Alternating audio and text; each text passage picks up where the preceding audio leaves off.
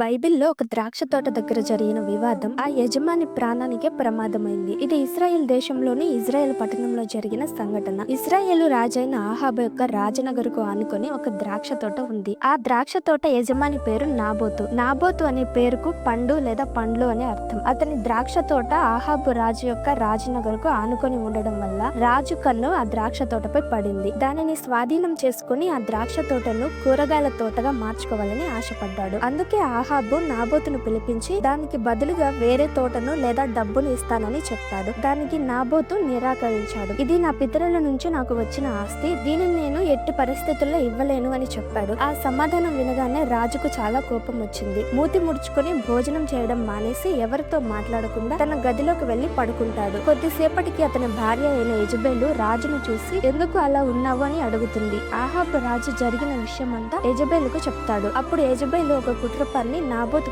దేవుణ్ణి మరియు రాజును దూషించాడని అబద్ధపు సాక్ష్యాలను పుట్టించి అతన్ని రాళ్లతో కొట్టించి చంపిస్తుంది. నాబోతు మరణించాడని విన్న ఆహాబు ఏ మాత్రం విచారం లేకుండా ఆనందించి ఆ ద్రాక్ష తోటను తన స్వాధీనం చేసుకున్నాడు. ఈ సంఘటనను మనం మొదటి రాజులు 21వ అధ్యాయంలో చదువుతాము. ఆహాబు మరియు యెజెబెలు కలిగిన దురాశ ఒక నిర్దోషి అయిన వ్యక్తి ప్రాణాన్ని అన్యాయంగా తీసే స్థాయికి వారిని తీసుకెళ్లింది.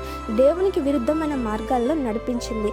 కానీ దేవుడు అన్యాయాన్ని చూస్తూ మౌనంగా ఉండేవాడు కాదు. ఆయన నీతి గల న్యాయాధిపతి. అందుకే దేవుడు తన ప్రవక్త ఏలియాను పంపి వారు చేసిన దుష్కార్యానికి తగిన తీర్పును ప్రకటించాడు. ఆహాబు మరియు యెజెబెలు ఇద్దరికి దేవుని కఠినమైన శిక్ష వచ్చింది.